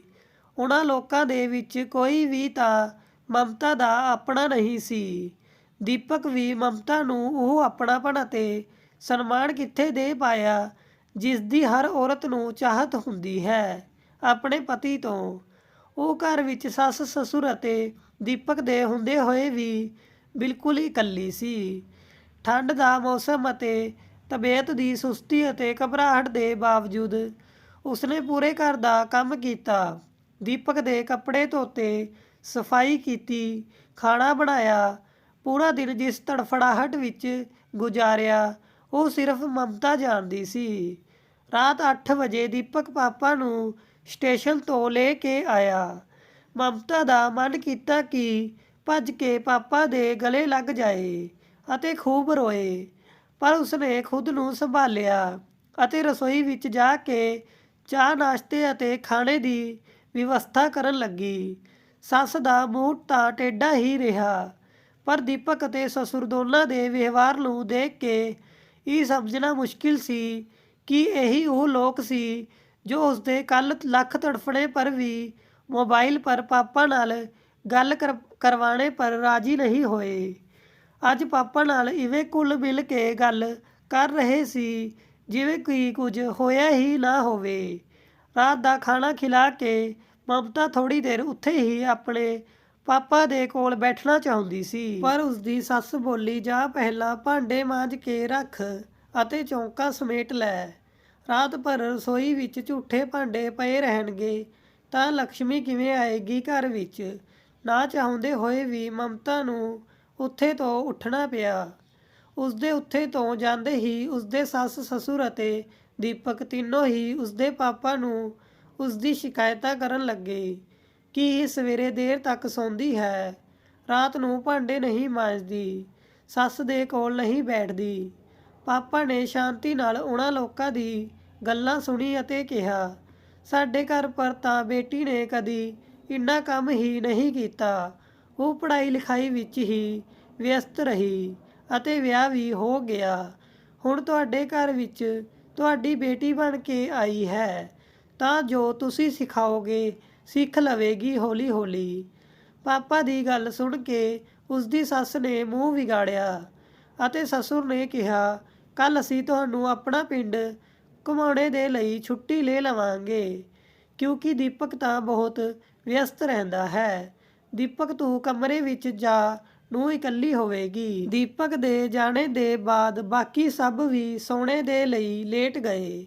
ਉੱਧਰ ਦੀਪਕ ਕਮਰੇ ਵਿੱਚ ਆ ਕੇ ਮਮਤਾ ਨੂੰ ਪਿਆਰ ਨਾਲ ਗਲੇ ਲਗਾਉਂਦੇ ਹੋਏ ਕਹਿੰਦਾ ਹੈ, ਮਮਤਾ ਆਪਣੇ ਪਾਪਾ ਨੂੰ ਕਹਿ ਦੇਣਾ ਘੁੰਮ ਕੇ ਚਲੇ ਜਾਣ, ਕਿਉਂਕਿ ਮੇਰਾ ਤੇਰੇ ਬਿਨਾਂ ਮਨ ਨਹੀਂ ਲੱਗੇਗਾ। ਇਹ ਸੁਣ ਕੇ ਮਮਤਾ ਨੂੰ ਗੁੱਸਾ ਆ ਗਿਆ। ਜਦ ਮੈਨੂੰ ਛੱਡ ਕੇ ਹਫ਼ਤੇ ਭਰ ਆਪਣੀ ਮਾਂ ਦੇ ਕਮਰੇ ਵਿੱਚ ਸੌਂਦੇ ਹੋ ਉਦੋਂ ਕਿਵੇਂ ਮਨ ਲੱਗਦਾ ਹੈ। ਜੇਕਰ ਨਹੀਂ ਭੇਜਣਾ ਸੀ ਤਾਂ ਬਿਮਾਰੀ ਦੀ ਹਾਲਤ ਵਿੱਚ ਮੇਰੇ ਪਿਤਾ ਨੂੰ 400 ਕਿਲੋਮੀਟਰ ਦਾ ਸਫ਼ਰ ਇੰਨੀ ਸਰਦੀ ਵਿੱਚ ਕਰਕੇ ਆਉਣੇ ਦੇ ਲਈ ਕਿਉਂ ਮਜਬੂਰ ਕੀਤਾ। ਤੁਸੀਂ ਤਾਂ ਸਭ ਜਾਣਦੇ ਸੀ। ਮਾਂ-ਬਾਪ ਦੇ ਸਾਹਮਣੇ ਨਹੀਂ ਤਾਂ ਚੁੱਪਚਾਪ ਨਾਲ ਫੋਨ ਕਰਕੇ ਪਾਪਾ ਨੂੰ ਸਥਿਤੀ ਤੋਂ ਜਾਣੂ ਕਰਵਾ ਸਕਦੇ ਸੀ। ਹੁਣ ਜਦ ਉਹ ਆ ਗਏ ਹਨ ਤਾਂ ਤੁਸੀਂ ਚਾਹੁੰਦੇ ਹੋ ਕਿ ਮੈਂ ਉਹਨਾਂ ਨੂੰ ਖਾਲੀ ਹੱਥ ਭੇਜ ਦਾਂ, ਪਰ ਇਹ ਸਭ ਉਹ ਦੀਪਕ ਨੂੰ ਕਹਿ ਨਹੀਂ ਪਾਈ, ਸਿਰਫ ਸੋਚ ਕੇ ਹੀ ਰਹਿ ਗਈ। ਪਰ ਉਸਨੇ ਇਹ ਵੀ ਤੈਅ ਕਰ ਲਿਆ ਸੀ ਕਿ ਪਾਪਾ ਦੇ ਨਾਲ ਜ਼ਰੂਰ ਜਾਏਗੀ। ਦੂਸਰੇ ਦਿਨ ਸਭ ਨੂੰ ਨਾਸ਼ਤਾ ਕਰਾਉਣੇ ਦੇ ਬਾਅਦ ਮਮਤਾ ਕਮਰੇ ਵਿੱਚ ਆ ਕੇ ਪੈਕਿੰਗ ਕਰਨ ਲੱਗੀ। ਪਾਪਾ ਨੂੰ ਉਸਦੇ ਸਸੁਰ ਘੁਮਾਉਣ ਲੈ ਕੇ ਗਏ ਸੀ ਅਤੇ ਦੀਪਕ ਰੋਜ਼ ਦੀ ਤਰ੍ਹਾਂ ਦਫ਼ਤਰ ਚਲਾ ਗਿਆ। ਸੱਸ ਨੇ ਗੇਟ ਦੇ ਕੋਲ ਕੁਰਸੀ ਪਾਈ ਅਤੇ ਬਾਹਰ ਹੀ ਬੈਠ ਗਈ। ਇਹ ਉਹਨਾਂ ਦਾ ਰੋਜ਼ ਦਾ ਕੰਮ ਸੀ। ਉਹ ਬਾਹਰ ਹੀ ਚੁੱਲ੍ਹਾ ਜਲਾਉਂਦੀ ਸੀ। ਦੀਪਕ ਅਤੇ ਆਪਣੇ ਪਤੀ ਦੇ ਨਾਲ ਬੈਠ ਕੇ ਧੁੱਪ ਹੋਣੇ ਤੱਕ ਅੱਗ ਸੇਕਦੀ ਸੀ।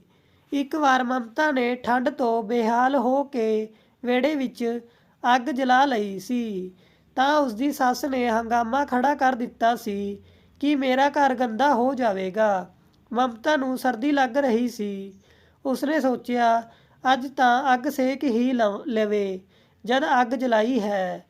ਪਰ ਉਸਨੂੰ ਇਹ ਨਹੀਂ ਪਤਾ ਸੀ ਕਿ ਦੀਪਕ ਵੀ ਘਰ ਪਰ ਹੈ।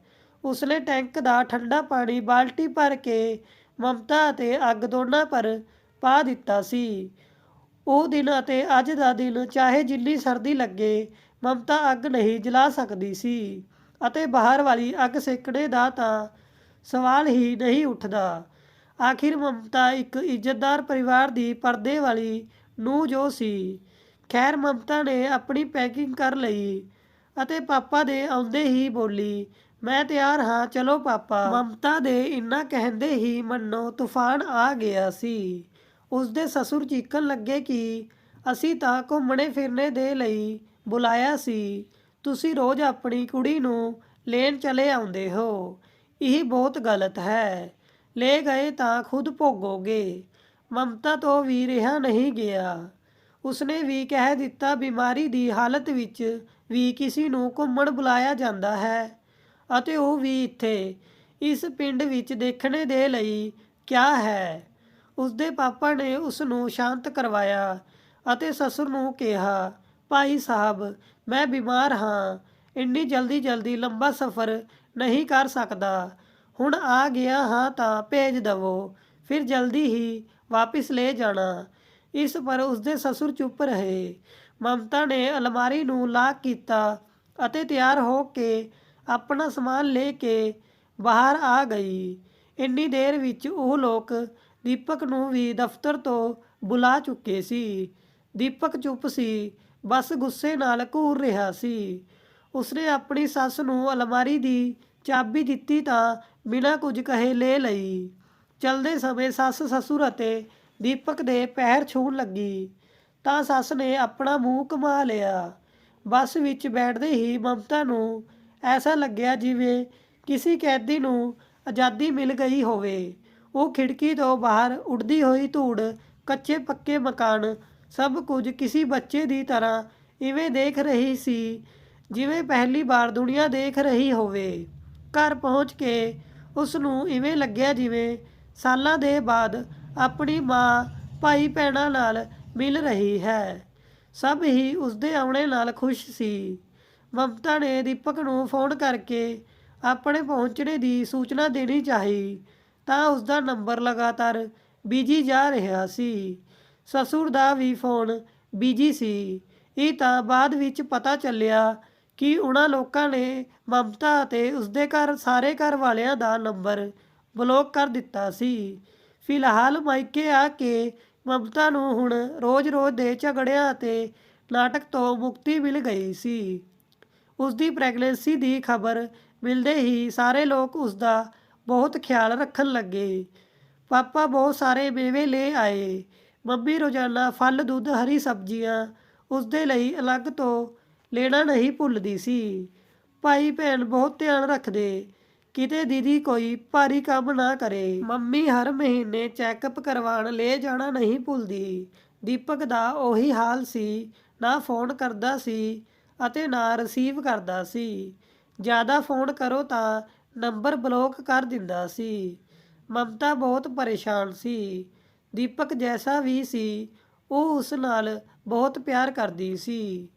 ਉਸਦੀ ਇਹ ਬੇਰੁਖੀ ਮਮਤਾ ਬਰਦਾਸ਼ਤ ਨਹੀਂ ਕਰ ਪਾ ਰਹੀ ਸੀ। ਉਸਨੇ ਆਪਣੀ ਸਹੇਲੀ ਤੋਂ ਫੋਨ ਕਰਵਾਇਆ। ਦੀਪਕ ਦੇ ਨੰਬਰ ਪਰ ਰਾਧਾ ਨੇ ਜਿਵੇਂ ਹੀ ਦੀਪਕ ਨੂੰ ਦੱਸਿਆ ਕਿ ਉਹ ਮਮਤਾ ਦੀ ਸਹੇਲੀ ਹੈ ਤਾਂ ਉਸਨੇ ਇਹੀ ਕਹਿ ਕੇ ਫੋਨ ਕੱਟ ਦਿੱਤਾ ਕਿ ਹੁਣੇ ਦਫ਼ਤਰ ਵਿੱਚ ਹਾਂ, ਸ਼ਾਮ ਨੂੰ ਤੁਹਾਡੇ ਨਾਲ ਗੱਲ ਕਰਦਾ ਹਾਂ। ਸ਼ਾਮ ਨੂੰ ਰਾਧਾ ਦੇ ਮੋਬਾਈਲ ਪਰ ਦੀਪਕ ਦਾ ਫੋਨ ਆਇਆ ਤਾਂ ਰਾਧਾ ਨੇ ਉਸਦਾ ਫੋਨ ਕੱਟ ਕੇ ਮਮਤਾ ਨੂੰ ਕਾਨਫਰੰਸ ਵਿੱਚ ਲੈ ਕੇ ਦੀਪਕ ਨੂੰ ਦੁਬਾਰਾ ਕਾਲ ਲਗਾਈ। ਹੈਲੋ ਨਮਸਤੇ ਜੀਜੂ, ਸੌਰੀ ਗਲਤੀ ਨਾਲ ਕਾਲ ਡਿਸਕਨੈਕਟ ਹੋ ਗਈ। ਕੋਈ ਗੱਲ ਨਹੀਂ, ਤੁਸੀਂ ਦੱਸੋ ਕਿਵੇਂ ਯਾਦ ਕਰ ਲਿਆ। ਦੀਪਕ ਬਹੁਤ ਚੰਗੇ ਨਾਲ ਗੱਲ ਕਰ ਰਿਹਾ ਸੀ। ਦੀਪਕ ਨੇ ਫੋਨ ਆਪਣੀ ਮਾਂ ਨੂੰ ਦੇ ਦਿੱਤਾ। ਸੱਸ ਬੋਲੀ ਕਿ ਬੇਟੀ ਤੇਰੀ ਸਹੇਲੀ ਆਪਣੇ ਪਤੀ ਦੀ ਬਿਲਕੁਲ ਇੱਜ਼ਤ ਨਹੀਂ ਕਰਦੀ। ਉਹ ਮਨਾ ਕਰਦਾ ਰਿਹਾ ਅਤੇ ਇਹੀ ਜਿੱਦ ਕਰਕੇ ਚਲੀ ਗਈ। ਆਪਣੀ ਅਲਮਾਰੀ ਵਿੱਚ ਤਾਲਾ ਮਾਰ ਕੇ ਗਈ ਹੈ। ਦੀਪਕ ਦੇ ਕੱਪੜੇ ਵੀ ਲੋਕ ਕਰਕੇ ਚਲੀ ਗਈ ਹੈ। ਮੇਰੇ ਪੁੱਤ ਨੂੰ ਅਨਪੜ੍ਹ ਜਾਹਿਲ ਕਹਿੰਦੀ ਹੈ। ਸਵੇਰੇ ਸੌ ਕੇ ਨਹੀਂ ਉੱਠਦੀ, ਘਰ ਦੇ ਕੰਮ ਨਹੀਂ ਆਉਂਦੇ, ਪਰਦਾ ਨਹੀਂ ਕਰਦੀ, ਆਪਣੀ ਪੜ੍ਹਾਈ ਲਿਖਾਈ ਦਾ ਬਹੁਤ ਘਮੰਡ ਹੈ। ਉਸ ਨੂੰ ਠੀਕ ਹੈ ਆਂਟੀ, ਮੈਂ ਸਮਝਾਉਂਗੀ ਉਸ ਨੂੰ, ਕਹਿ ਕੇ ਆਖਿਰ ਰਾਧਾ ਨੇ ਕਿਸੇ ਤਰ੍ਹਾਂ ਗੱਲ ਖਤਮ ਕੀਤੀ। ਉਹਨਾਂ ਦੇ ਫੋਨ ਰੱਖਦੇ ਹੀ ਰਾਧਾ ਬੋਲੀ, ਮਮਤਾ ਤੇਰਾ ਪਤੀ ਕਿਤੇ ਕਿਸੇ ਹੋਰ ਦੇ ਚੱਕਰ ਵਿੱਚ ਤਾਂ ਨਹੀਂ ਤਾਂ ਨਵਾਂ ਵਿਆਹ ਹੋਵੇ ਅਤੇ ਪਤੀ ਆਪਣੀ ਨਵੀਂ ਨਵੇਲੀ ਦੁਲਹਨ ਦੇ ਬਿਨਾਂ ਆਰਾਮ ਨਾਲ ਰਹਿ ਲੇ, ਐਸਾ ਕਿਵੇਂ ਹੋ ਸਕਦਾ ਹੈ। ਉਸਦੀ ਮਾਂ ਉਸਦੇ ਮੂੰਹ ਪਰ ਤੇਰੇ ਬਾਰੇ ਵਿੱਚ ਉਲਟਾ ਸਿੱਧਾ ਬੋਲਦੀ ਰਹੀ, ਪਰ ਉਹ ਤਾਂ ਆਰਾਮ ਨਾਲ ਸੁਣਦਾ ਰਿਹਾ। ਨਹੀਂ ਰਾਧਾ, ਐਸੀ ਕੋਈ ਗੱਲ ਨਹੀਂ ਹੈ, ਉਹ ਬਸ ਮੇਰੇ ਆ ਜਾਣੇ ਨਾਲ ਨਾਰਾਜ਼ ਹਨ। ਕਹਿਣੇ ਨੂੰ ਤਾਂ ਮਮਤਾ ਨੇ ਰਾਧਾ ਨੂੰ ਜਵਾਬ ਦੇ ਦਿੱਤਾ, ਪਰ ਖੁਦ ਉਹ ਸੋਚ ਦੇ ਭੰਵਰ ਵਿੱਚ ਧੱਸਦੀ ਜਾ ਰਹੀ ਸੀ। ਨਾ ਜਾਣੇ ਕਿਉਂ ਉਸ ਨੂੰ ਦੀਪਕ ਦੇ ਪਿਛਲੇ ਰਵੱਈਏ ਅਤੇ ਉਸਦੀ ਕੁਝ ਗੱਲਾਂ ਜਿਨ੍ਹਾਂ ਨੂੰ ਉਸਨੇ ਮਜ਼ਾਕ ਦਾ ਨਾਮ ਦੇ ਦਿੱਤਾ ਸੀ, ਉਹ ਸਭ ਰਹਿ ਕੇ ਯਾਦ ਆ ਰਹੀ ਸੀ। ਕਿਤੇ ਰਾਧਾ ਦੀ ਗੱਲ ਸਹੀ ਤਾਂ ਨਹੀਂ। ਮਮਤਾ ਦਾ ਮਨ ਸ਼ੱਕ ਵਿੱਚ ਚੱਲ ਰਿਹਾ ਸੀ। ਮਮਤਾ ਨੇ ਦੂਸਰੇ ਦਿਨ ਦੀਪਕ ਨੂੰ ਫੋਨ ਲਗਾਇਆ, ਉਸਨੇ ਕੱਟ ਕਰ ਦਿੱਤਾ। ਮਮਤਾ ਨੇ ਫਿਰ ਡਾਇਲ ਕੀਤਾ, ਉਸਨੇ ਫਿਰ ਕੱਟਿਆ।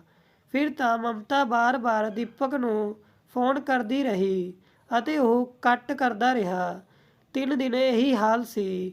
ਤੀਸਰੇ ਦਿਨ ਦੀਪਕ ਨੇ ਫੋਨ ਚੁੱਕ ਕੇ ਬਿਨਾਂ ਰੁਕੇ ਗਾਲਾਂ ਕੱਢਣਾ ਸ਼ੁਰੂ ਕਰ ਦਿੱਤਾ। ਮਮਤਾ ਚੁੱਪਚਾਪ ਸੁਣਦੀ ਰਹੀ। ਉਹ ਸਭ ਦੇ ਵਿੱਚ ਤੋਂ ਉੱਠ ਕੇ ਅਲੱਗ ਜਾ ਕੇ ਖੜੀ ਹੋ ਗਈ ਸੀ, ਤਾਂ ਕਿ ਦੀਪਕ ਦੀ ਗੁੱਸੇ ਭਰੀ ਆਵਾਜ਼ ਫੋਨ ਤੋਂ ਕਿਸੇ ਹੋਰ ਨੂੰ ਨਾ ਸੁਣਾਈ ਦੇ। ਦੀਪਕ ਗੁੱਸੇ ਵਿੱਚ ਸੀ, ਇਸ ਲਈ ਨਹੀਂ ਕਿ ਮਮਤਾ ਮਾਇਕੇ ਆ ਗਈ, ਬਲਕਿ ਇਸ ਲਈ ਕਿ ਮਮਤਾ ਗਹਿਣੇ ਪਹਿਨ ਕੇ ਅਤੇ ਅਲਮਾਰੀ ਲੋਕ ਕਰਕੇ ਮਾਇਕੇ ਚਲੀ ਗਈ ਹੈ। ਦੀਪਕ, ਤੁਸੀਂ ਮੇਰੀ ਗੱਲ ਨੂੰ ਸੁਣੋ ਪਲੀਜ਼। ਅਲਮਾਰੀ ਵਿੱਚ ਸਿਰਫ ਮੇਰਾ ਸਮਾਨ ਹੈ, ਤੁਹਾਡਾ ਨਹੀਂ ਹੈ ਉੱਥੇ। ਫਿਰ ਵੀ ਦੀਪਕ ਕੁਝ ਨਹੀਂ ਬੋਲਿਆ ਅਤੇ ਫੋਨ ਕੱਟ ਕਰ ਦਿੱਤਾ। ਮਮਤਾ ਹੁਣ ਆਪਣੇ ਪਰਿਵਾਰ ਨੂੰ ਲੈ ਕੇ ਬਹੁਤ ਪਰੇਸ਼ਾਨ ਰਹਿਣ ਲੱਗੀ। ਫਿਰ ਉਸਨੇ ਫੈਸਲਾ ਕੀਤਾ ਕਿ ਉਹ ਹੁਣ ਆਪਣੇ ਸਸੁਰਾਲ ਹੀ ਜਾ ਕੇ ਰਹੇਗੀ। ਉਸਨੇ ਇਹ ਗੱਲ ਆਪਣੇ ਮੰਮੀ ਪਾਪਾ ਨੂੰ ਦੱਸੀ ਅਤੇ ਦੂਸਰੇ ਦਿਨ ਸਸੁਰਾਲ ਜਾਣੇ ਦੇ ਲਈ ਤਿਆਰ ਹੋ ਗਈ।